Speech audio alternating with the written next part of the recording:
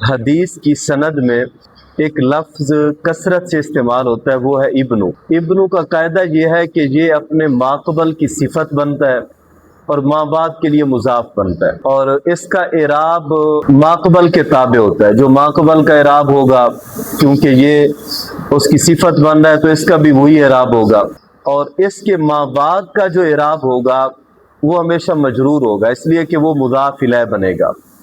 जैसे इस इबारत में सनद में आप देख लें, क़ाल अबू हनीफ़ा अन हम्मादिन अन इब्राहीम अन अलक़मा अन अब्दुल्लाह इब्न मसूदिन। अब ये अब्दुल्ला की सिफत बन रही है और इसलिए इसका इराब उसके ताबे है, वो मजरूर है तो ये भी मजरूर है, और मसूदिन के लिए ये मुज़ाफ बन रहा है, इसलिए मसूदिन जो है वो मजरूर ही पढ़ा जाएगा मुज़ाफ इलैह होने की वजह से।